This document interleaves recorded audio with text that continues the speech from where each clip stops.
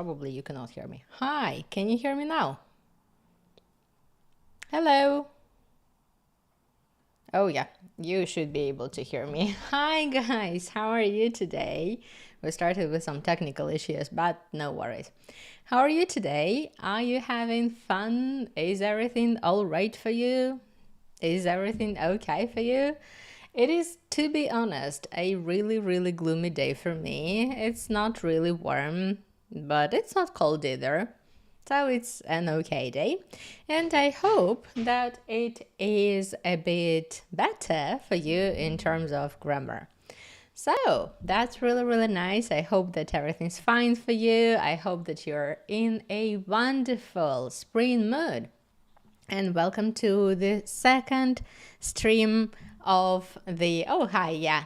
Hello, Margarita. Hi. I'm really happy to see you here. So, yay. Hi, guys. So, yeah, I hope that you're having a fun day today and you're having a very nice day today. So yeah, today we are here to talk about dependent prepositions, but of course, as usual, I'm not alone here, and let me introduce myself and tell me some words about myself, so you just know who you're talking to and who you're watching. So, my name is Daria, and I am a teacher at Учёба.ру.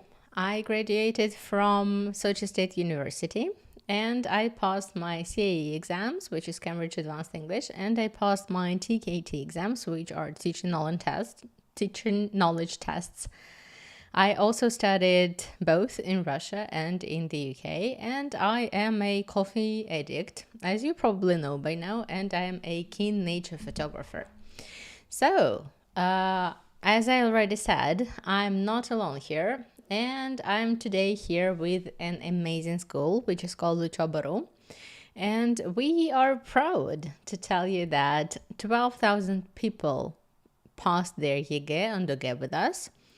Also, 4,200 of our students, of those 12,000, they got their 80 plus for the exams, if we're talking about ЕГЭ, and they got a 5 for their ОГЭ.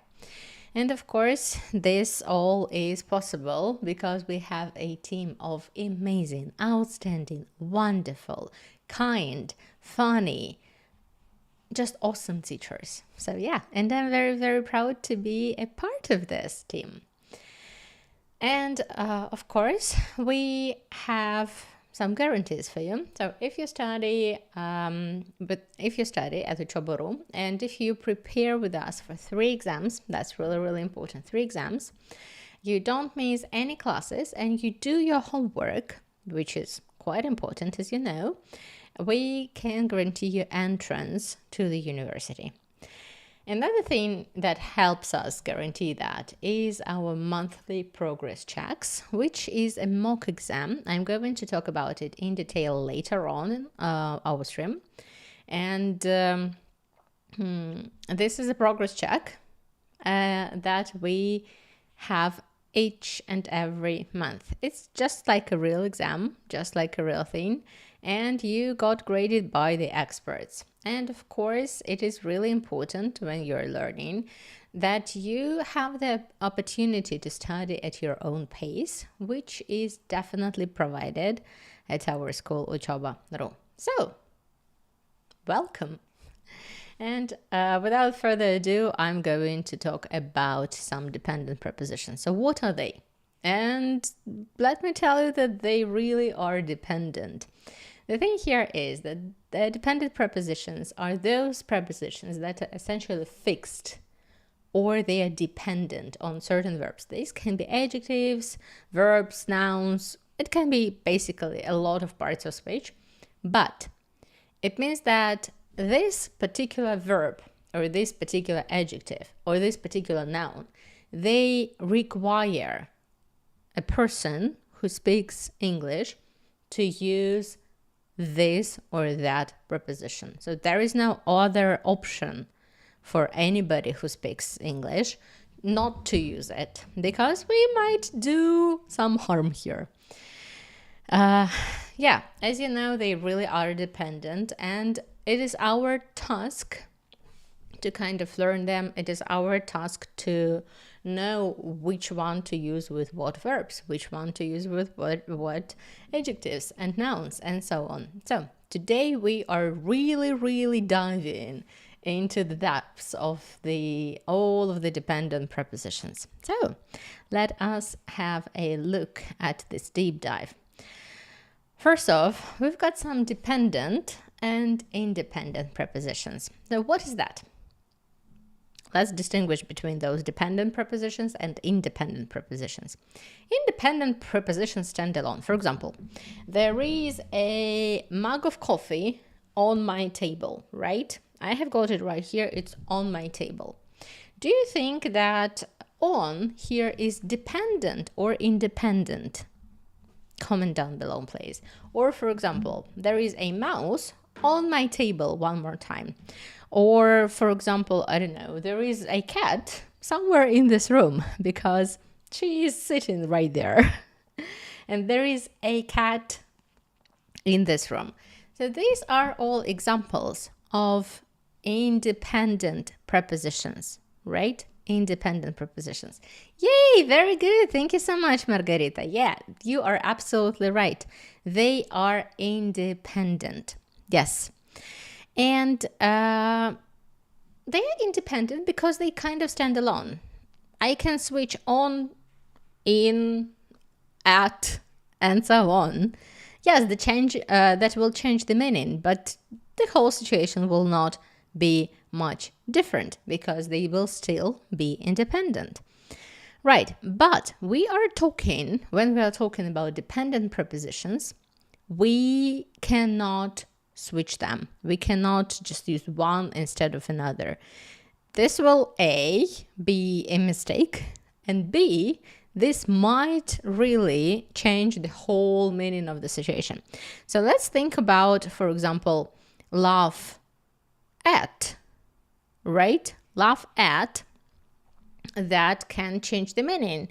If you say laugh about, laugh at something, it means that we are laughing at this situation and we kind of making fun of this situation, right?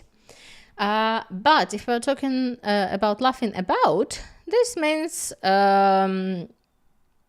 really a different thing. We're laughing about something. It's not evil-hearted. It's not bad. So yeah.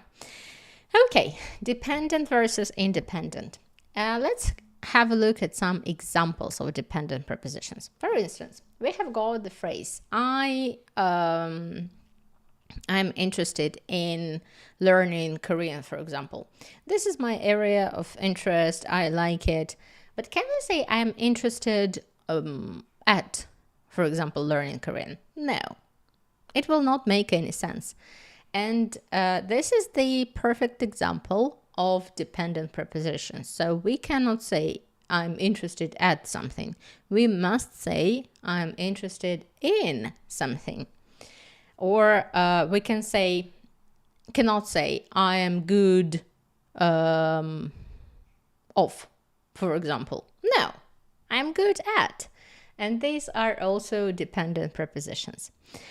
As I already said, changing the meaning is also possible just if you use one preposition instead of another preposition, right? Right. So let's have a look at it. We have got, for example, this one, laugh at or laugh about. When you're laughing about something, you're laughing about this with a person, with your friend, so you find this situation to be funny. But when you say he's laughed at, it means that this is not a good thing. It's mean-spirited, it's bad-hearted. So when you laugh about, you just share a joke with a person. When you laugh at someone, for example, you are just making fun of this person. You are not a good person if you're laughing at someone, right? So as I already say, this is really important. But why? Why is it really important? Well, as we already know, using a wrong preposition might change the meaning. And also, it might lead to confusion because yeah, we just said laugh at, laugh about. For example, they totally change the meaning, and this change of the meaning, it leads to the total misunderstanding, which is quite possible when we're talking about dependent prepositions and using them in the wrong way. So, do you have any questions, guys? Any questions? If you do, then please comment down below. You know where to find those comments. So, and while you are commenting, let us move on to the next thing. So here we have, no, okay, thank you so much. So here we have the most, I would say, useful verb plus preposition combinations. So what we do here and how we're going to do here, I want it to be a bit independent, not independent, but a bit interactive. So I am really counting on you here, guys. So we have got the word belong to. Belong to, so belong to something. For example, this belongs to her, or this bag belongs to me. But can you give me your examples with belong to? Belong to, your examples. Can you please give me your examples right here? For example, I have got a, I don't know, I've got a pen. I've got a very, very nice pen right here. And this pen is mine. This is my precious pen. So how would you say that this pen is mine? How would you say this word? How would you say this phrase? This pen belongs to me, right? If I want to say that this is mine, only mine, I'm not going to share with anyone, right? So I should say that this pen belongs to me. Yay, you're right, absolutely. Yes, the translation is correct, Margarita. Thank you so much. Absolutely. Okay, the next phrase, which is also very important, we are done with belong to. The next phrase, which is also very, very important, is to consist of. For example, you might see me using this thing when I'm talking about some parts of the whole.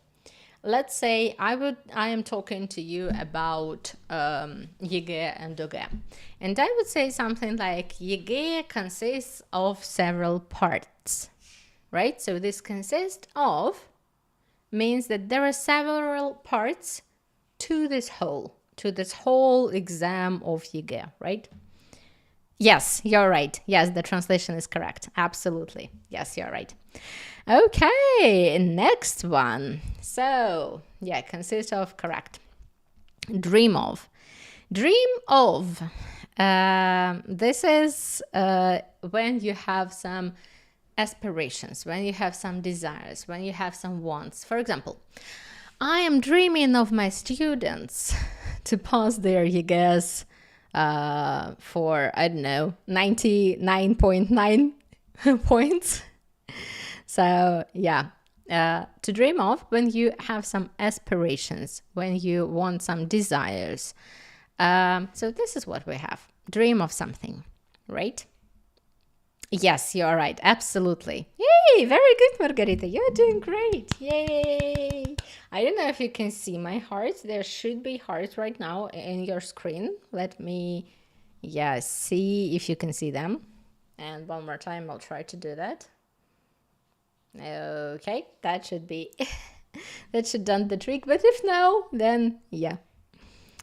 Okay. Oh yeah, I see that you've seen them. So cool. Let's move on to the next one. This one is my favorite. Dependent prepositions are dependent for a reason. They are dependent because they depend on something, right? They cannot deal with anything else. They just need something else. So when we want to say depend on something, to put it into context, it would be something like, I really don't know if we, our decision will be made tomorrow. It depends on the weather. So yeah, in Russian we would say depend from, because in Russian that's от, but in English that is always depend on something. Or for example, when you have no real authority, you don't know who is going to make the decision, you would just say, it doesn't depend on me. So don't look at me, don't make me make the decision. It doesn't depend on me. So I'm not the person who makes this decision. Yes, you're right. Absolutely. Absolutely, Margarita. Yay, thank you so much. Okay, next one is apologize. And we apologize for something. To put it into context, in the beginning of the stream, I forgot to turn on this mic, this one that you can see right here, and that is why there was no sound. So I apologize for not turning the mic on. So this is why I say sorry for doing that. I apologize for something. Yay! That's really nice. Yeah, I'm happy that you like my emotions. Yay! That's awesome. Okay, I apologize for something. Okay. Next one, I already mentioned it. Yes, you're absolutely right. Yeah, that's so cute. Absolutely. You're awesome. Oh. Yes. Okay. Interested in. So, as I already said in the beginning of our stream, to be interested in something, and it's not interested at something, not interested from something, I don't know. It's interested in something is when we have the real interest in something or in someone. For example, as I said, I am interested in learning Korean because it's interesting for me. Yeah, and I find this language fascinating. I find this language very, very nice. Yes, you're right about apologize for something. Absolutely. Perfect.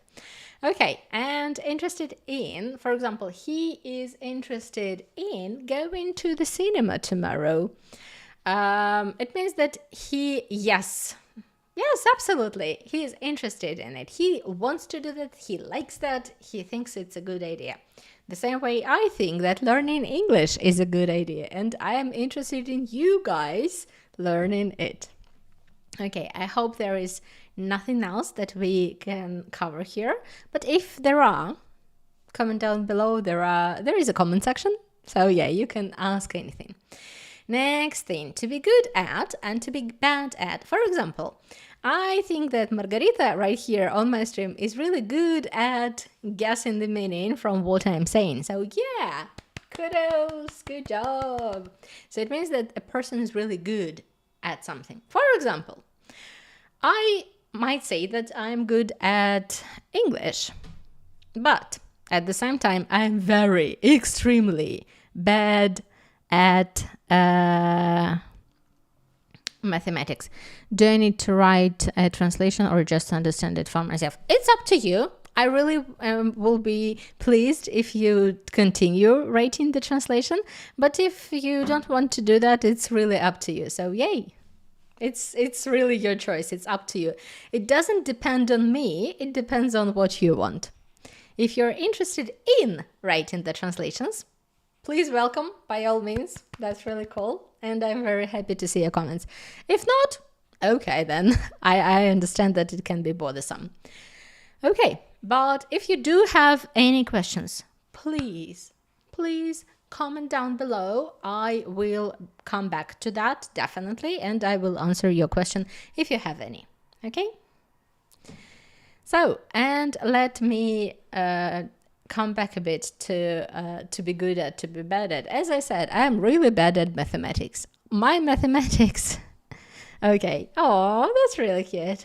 So yeah, my mathematics is somewhere on Mars, while I am somewhere on Earth. So we are very, very long, in a very long distance relationship with mathematics. So, okay, that's good that you don't have questions. Yeah, that's awesome.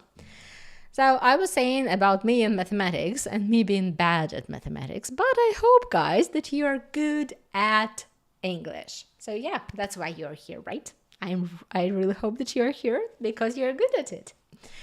Okay, next one. Count on something. That's really interesting because when you want to say that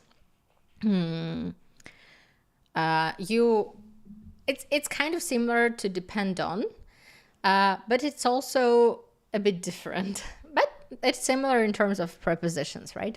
When you count on something, you can say that I lean on this person, or you rely on this person, and you say, "Oh, I'm counting on you." It means that, "Oh, I'll definitely be leaning on you in some terms of or in some aspects," right?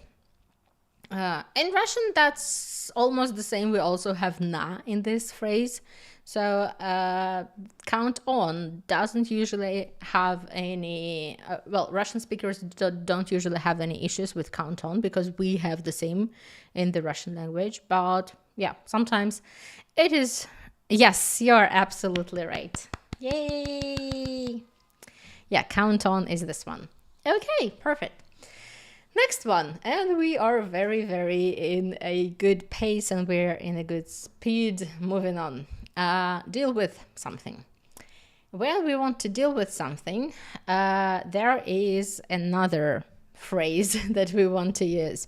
Or this can be said when we want to handle or manage some difficult situations, or you want to solve some problem, and you would say, "Oh, I really have to deal with this issue." It means that I really have to do something about it. I really have to solve this problem. I really have to do something about it. Maybe sometimes it's not something that we really want to do, but yeah, that's we have to deal with it. For example, it is a really gloomy day outside for me. I don't like it. That's my personal honest opinion. I really don't like it. It's gloomy. It's gray. I know it's spring, but it doesn't seem like it is spring. So can I do anything about it? I'm sorry, but no. So I have to deal with it, right? Or I have to deal with some issues. I have to deal with some problems. I have to deal with this and that and so on. So it's like when you handle some situation, right? Okay, next one. Focus on something. In Russian, we have the similar one when we really need to concentrate. When we, yes, you're right. Absolutely, yes. Deal with is this one. Focus on something. When we really have to concentrate, when we don't want to be bothered, when we don't want to be disturbed by anyone, we say that I want to focus on this one, or I want to focus on that one. So yeah, in Russian we have the same, I think. Yeah, it also will be na in Russian. So no worries for Russian speakers. We almost have the same in our own language. But to put it into the context, let us focus on the rest of the prepositions that we have here. Okay. Next one, insist on something. It's when you really want something to happen your way. You know, it's like in the song, my way on the highway, or something like that. I'm not a bad singer. I'm not a good singer, sorry. And when you insist on something, you just want this way of doing it, not that way of doing it. Yay, you're right. Absolutely. It is this one. Okay, next one is object to. It's frequently used when someone, yeah, it's frequently used when someone wants to formally oppose or express disapproval of something, or towards an idea or something like this. For example, I object, it's like I object, objection, like this. So you object to something. I don't know. Let's imagine that there is a construction going somewhere nearby and you really don't like it, and you say to your friend, "Oh, I object to that. I don't like that at all. I have a very strong feeling about that. I object to that. I don't like it." It's like in Russian we have Baba Yaga против, like Baba Yaga против. So yeah, in English that is a bit similar. Object to something. Okay, I hope that this is clear. Next one is refer to something. Refer to something also is a very interesting expression. So, refer to something can be used for mentioning documents or articles or people or subjects, subject in conversation. For example, you are talking to your friend and you refer to another friend's point of view. For example, when you say he said, she said, you refer to that person, right? You just say what this person said. So you refer to that person. Or, for example, when I tell you that we use present simple in blah, blah, blah, blah, blah, blah, blah in these situations, or be in the present tense has 3 forms, am, is, are.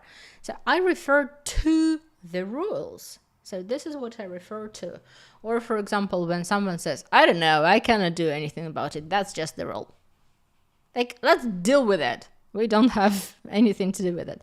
We also refer to the rule, right? Refer to something. And this how we refer to something might result in something else. And result in something else is when we express some outcome or some consequence or some action. For example, let us say there was... Yes, you are right. Yes, Margarita. Yeah, absolutely. Refer to, that's a correct translation. Absolutely. Yay! Good. Okay, and let's move on to result in. When we want to say result in something, we say that there is some kind of consequence or there is some kind of result. For example, you were talking to your friend yesterday and you decided to go to the cinema today, and now you're going to the cinema. So this talk with your friend yesterday resulted in you going to the cinema today, right? So result in something. Okay, and there is a couple more quite common prepositions combo, which is suffer from. This is usually used when we're talking about health conditions, when we are talking some enduring difficult situations, some dealing with difficult situations, when we suffer from something, when we have some struggles. So yeah, this is when we use suffer from something. For example, most oftenly, this is used when we're talking about some medical or health conditions. Okay, let's say this person has a chronic headache.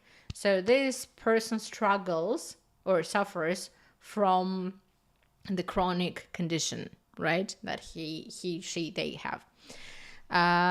Yeah, so suffer from something when there is a a health condition usually going on. And the last one, wait for. Oh, this one is very, very well used, I would say. Wait for, it talks basically about a pause in action. Yes, you're right. Yes, you're right. Or you can also say страдать от чего-то, right? Suffer from. You can also say страдать от чего-то. Okay, wait for something. It tells us about the need, the want to make the pause. For example, I would like to wait for his call.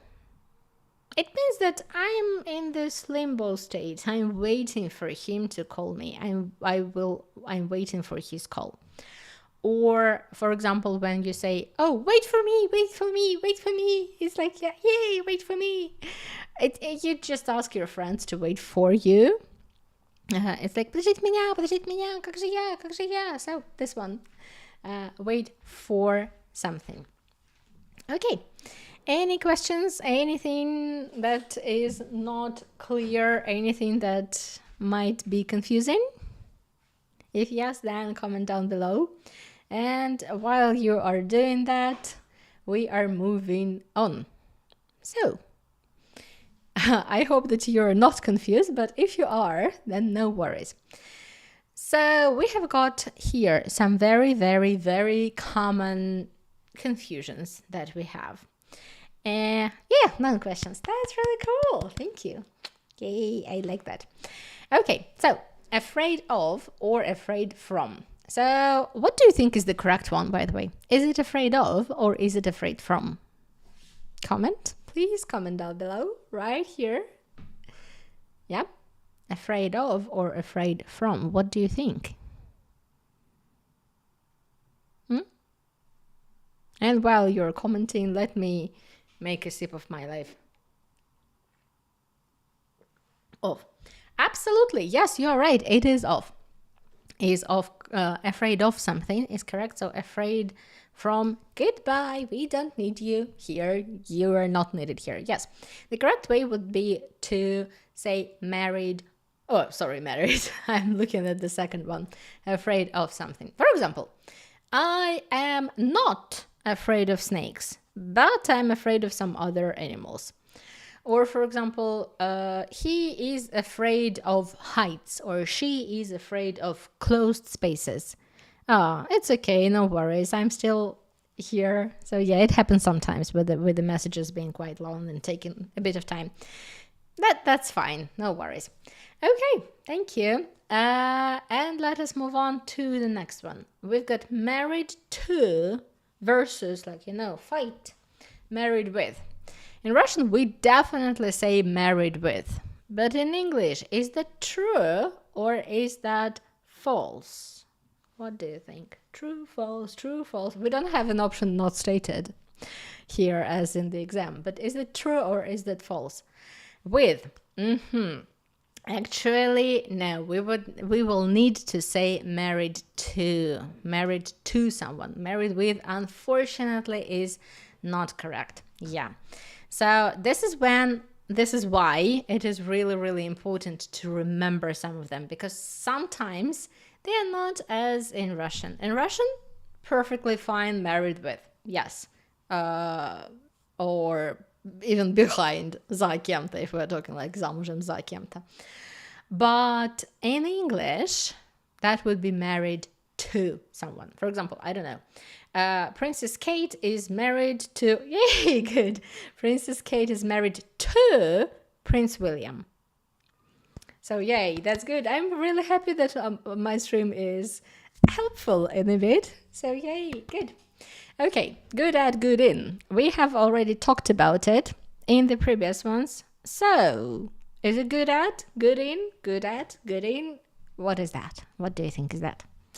I don't have, unfortunately, the sound effect of the drumstick, so it will be...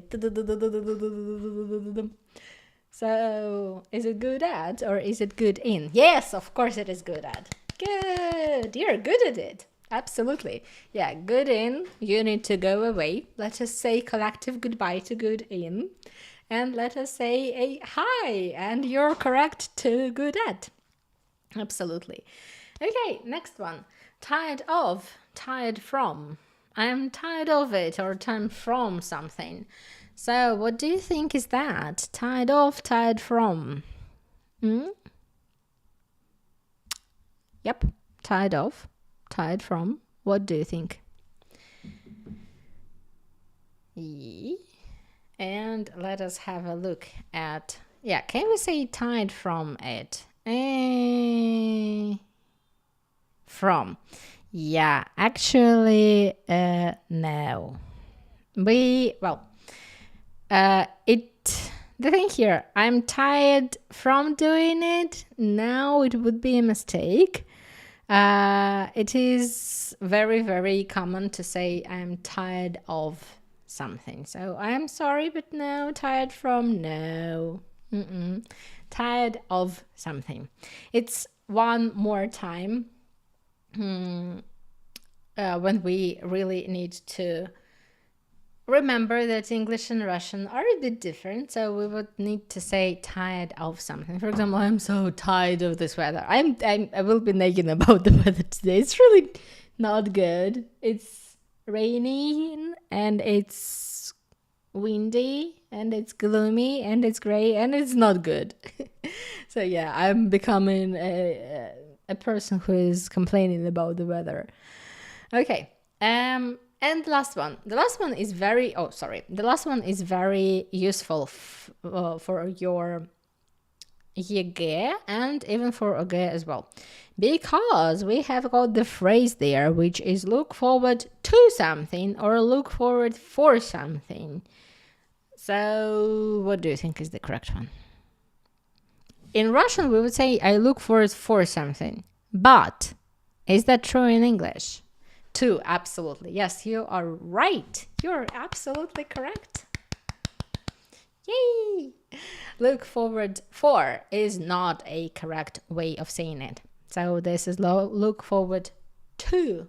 And as you might remember in your letter, you say, I'm looking forward to hearing from you. Something like that. Or you might find this phrase quite usually used when we are talking about writing task 37 or writing task 35 if we're talking about okay. So look forward to something. Okay, are we good, guys? Any questions? If yes, comment down below. If no, also comment down below. I'm really happy to see your comments. That is really, really motivating for me. And thank you so much for being so good at it and for commenting. Yay! Okay, and we are moving on. So while we are moving on, let's have a look at where and when do we need to talk about those dependent prepositions and at the exam, and where we might need them. Yay, thank you so much. That's good. So first and foremost, if we're talking about ЕГЭ, I'm going to talk about ОГЭ as well, but this one is about ЕГЭ. So ЕГЭ. And here will be ОГЭ. So if we're talking about ЕГЭ, this is first and foremost 30 to 36. Today, a bit later on, we will have the whole set of tasks taken from 30 to 36. It's not like the real task because it's not one text, it's just from different texts. But a lot of times you really have to know prepositions, and you really have to know that, okay, this goes with this one, this doesn't go with this one. They like, no, it doesn't really make sense. So yeah, when we are talking about 30 to 36, it is really crucially important to remember about our prepositions. Another thing and another task when it is really absolutely important to remember about them is task 37. As I have already said, this is when we even have the phrase look forward to. Yeah, I'm looking forward to hearing from you. This is quite a standard phrase for when we are finishing our email, and you might see it in a lot of tasks or maybe in a lot of books that talk about the preparation. So even there, it is really important. But of course, your real fluent speech and your real speech, even if it's not fluent, if it's even for A1 level, doesn't really matter. It is impossible to speak in English without using the prepositions. Prepositions can be a nightmare, but when we learn about them and we learn about some dependent prepositions, and we know that we must say good at, bad at, interested in, depend on, married to, and so on.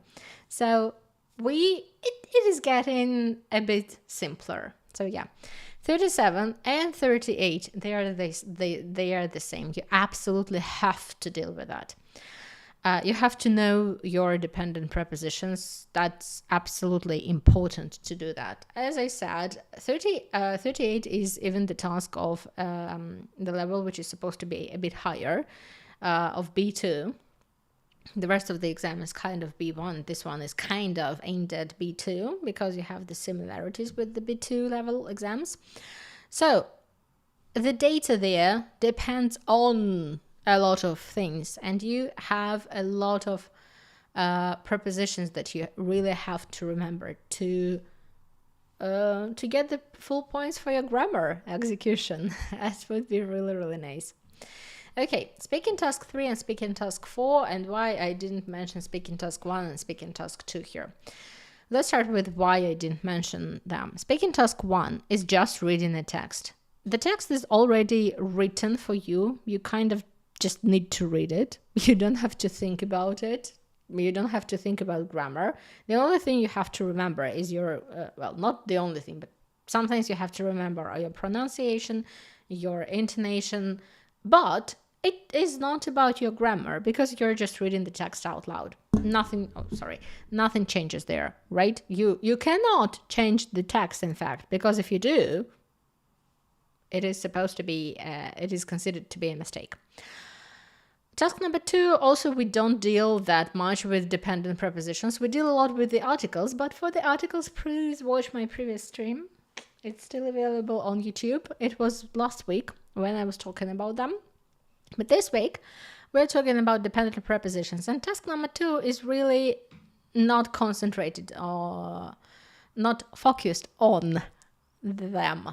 You might occasionally find them there, but not really, right?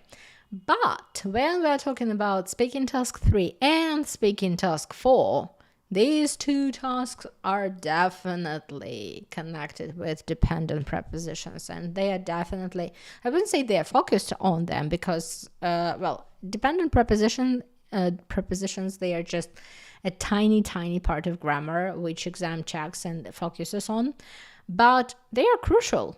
They are crucial because if you don't get the preposition correct, if you don't put the correct preposition to the correct verb or word, doesn't really matter, then you just make a mistake. And each grammar mistake is one less point almost. Well, of course you have some room to make mistakes, but yeah, the less mistakes you make, the better it is. Okay, I promise you guys to talk about OGA as well. So first and foremost, of course, this is task 35. Task 35 is all about email, so they are very similar. Task 37 and task 35 in OGA, they are emails. You don't have task 38, but what you do have there, you have got speaking task 2, and speaking task 3. Also, speaking task 1 is just reading the text, nothing extra there, no grammar whatsoever. But speaking task 2 is the same as speaking task 3. You just need to answer the questions a bit in a shorter form, a bit. I think you have 6 of them, not 5 of them. Yeah, you have 5 here. You have 6 questions here. So you've got more of questions that you have to answer. But still, these are the questions. You have to use the correct prepositions. And task 3 is your monologue. It is kind of similar-ish to task 4 in terms of this being a monologue and this being a monologue. They are different kinds of monologues though, but yeah, you still have to think of what prepositions to use with them and with the sentences here. So as you can see, not only YGE, but OGE as well. I hope that's clear. And let us have a look at some practice. I promised you that we are going to have some practice today. That is 30 to 36 basically, and we are going to have a look at it. As I already said, this is not a connected text. This is not your standard 30 to 36 task, right? Each sentence is maybe from the different text. Maybe not, I don't know. So yeah, each sentence is taken from the different text. They are very separate. They don't have anything in common, but they are here to prove the point that we need our prepositions. So let us have a look at it. Oh. Okay. So Max White tapped on Paul's office door at 15. He walked in without blah blah blah for a response. So we've got for as a preposition here, right? Require for no. Require something. Demand for, usually not. Expect for, no. But wait for. Do you remember we had this wait for right in our presentation today? So yeah, waiting for it. Okay, next one. So most of people were blah blah blah about losing their jobs. So we've got about.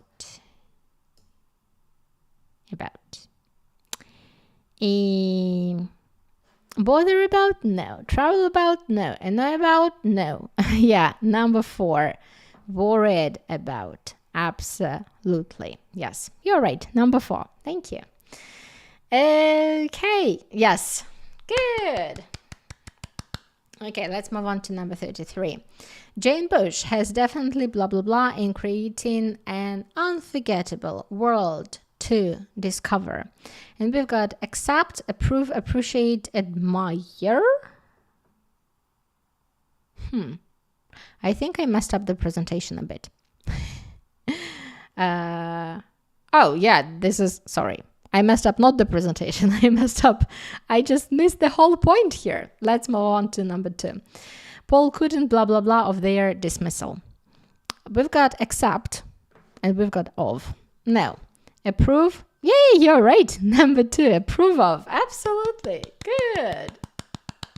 Good.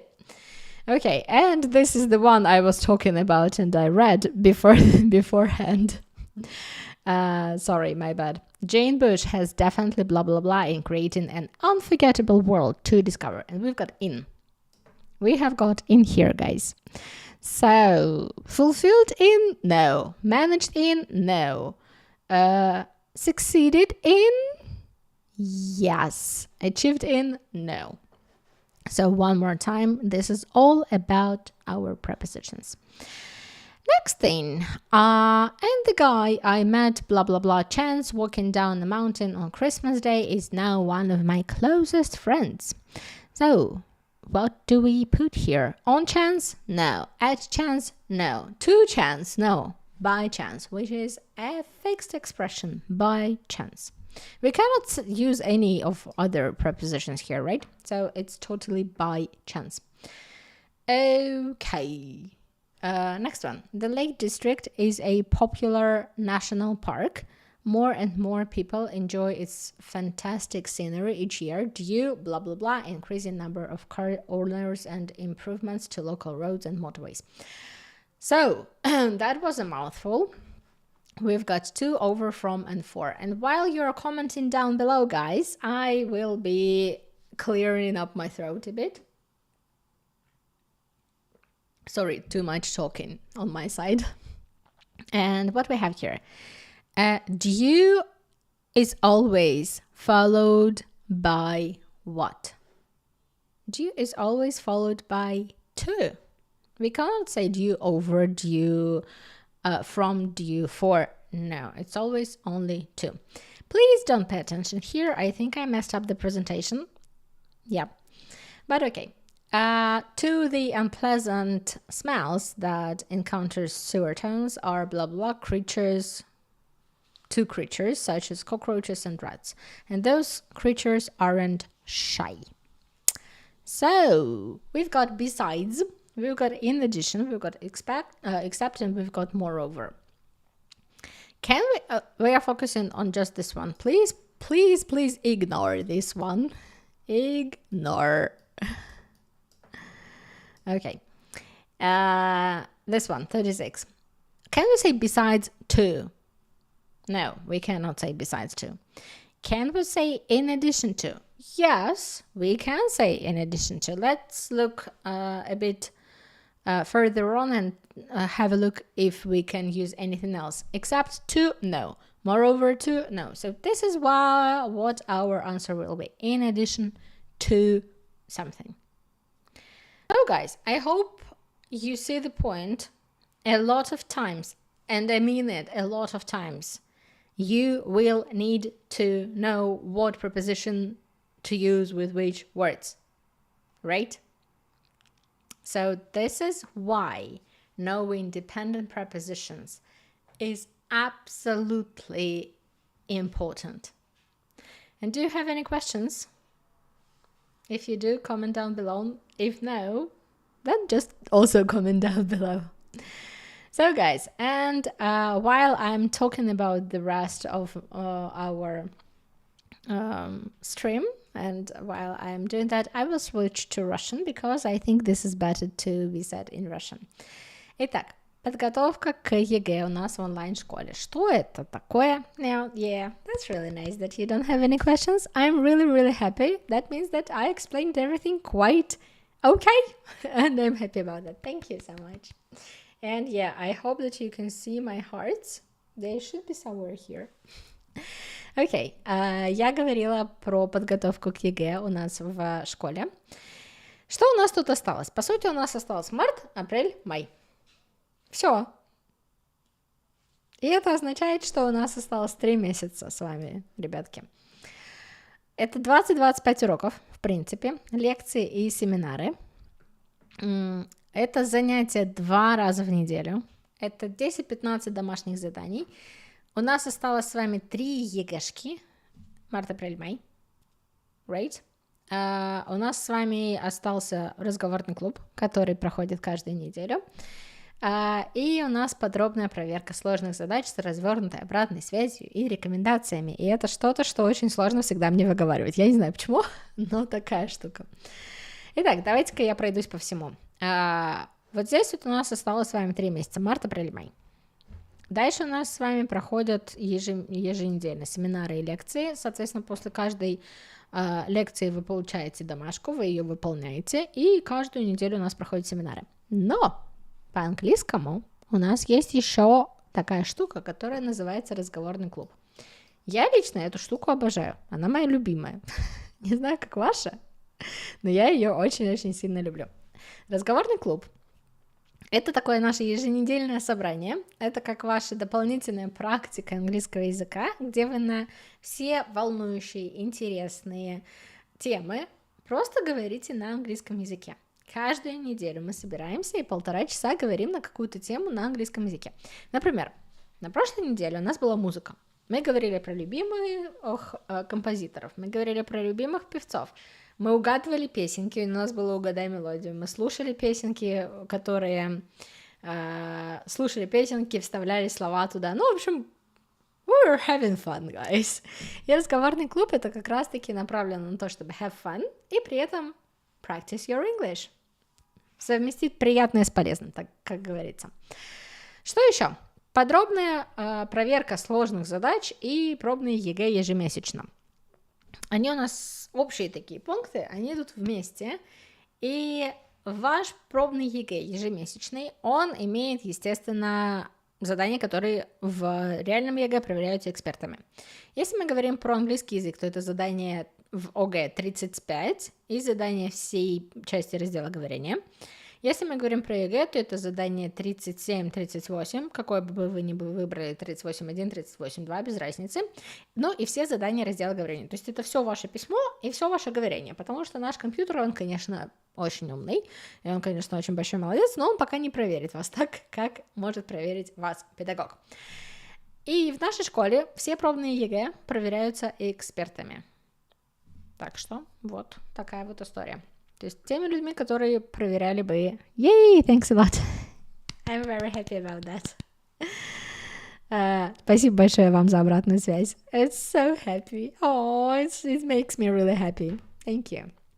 So, пробные ЕГЭ проверяются у нас экспертами, чему я несказанно рада. Они знают, как оценить, они знают, за что снижаются, за что не снижаются, а это тут, а это там и так далее. Okay, let's move on. И все вот это вот все счастье наше, и разговорный клуб, и интерактивная платформа для и разговорный клуб, и все экзамены наши пробные, и все лекции, и все семинары. Все это проходит на нашей собственной, любимой, единственной, неповторимой интерактивной платформе для подготовки. Что это означает? Это означает, что какое бы устройство у вас ни было, абсолютно какое бы устройство у вас ни было, вы можете просто подключиться с любого устройства и зайти. У вас есть доступ всегда. Есть у вас телефон? Пожалуйста. Прекрасно. Если у вас планшет, замечательно. Компьютер, идеально. Ноутбук, вообще хорошо. Может, еще с телевизором можно. Я не проверяла, честно говоря, но нужно, наверное, проверить. Мне кажется, что видюшки с телевизора будут смотреться вообще хорошо, потому что у нас есть интерактивные уроки, про которые я буду говорить чуть-чуть позже, и их прям на телевизоре, на большом экране, знаете, так на проектор вывести и посмотреть. По-моему, хорошо. Хорошая идея. Что еще? Как только вы заходите на нашу платформу, вас приветствует расписание. И в этом расписании у вас сразу же понятно, что, когда, где и как. Ну вот, например, тут 18 число понедельник у вас урок по литературе. Или в среду 20 числа у вас домашка по химии. Тут сразу сколько видно, сколько по времени у вас займет этот урок по литературе и сколько по времени у вас займет домашка по химии. Выполните эти 5 заданий. Ну и по математике у вас тоже урок, который займет примерно 45 минут. И будет он в пятницу. То есть это то, что вы видите у себя на платформе. Здесь еще есть такие прекрасные портретики. Это портретики наших учителей, которые ведут для вас уроки. Поэтому вот. И как раз-таки говоря об этих самых уроках. Супер понятно. Вся теория у вас в очень сжатом, хорошем, наполненном виде. Это значит, что там нет воды, но при этом все насыщенное, интерактивное, интересно и очень круто. Что еще здесь хорошо? Во всем, в каждом абсолютно уроке есть конспект. То есть если вдруг вы человек, которому нужно что-то записать или нужно что-то прочитать, а не просто посмотреть видео, чтобы это запомнить, конспект уже сделан за вас. Поэтому, you are welcome. Ну и плюс, какая же теория без практики, правильно? Мы посмотрели с вами 8,8 минут видео. И после этого у нас есть упражнения для закрепления. И эти упражнения для закрепления, они часто бывают с быстрой проверкой.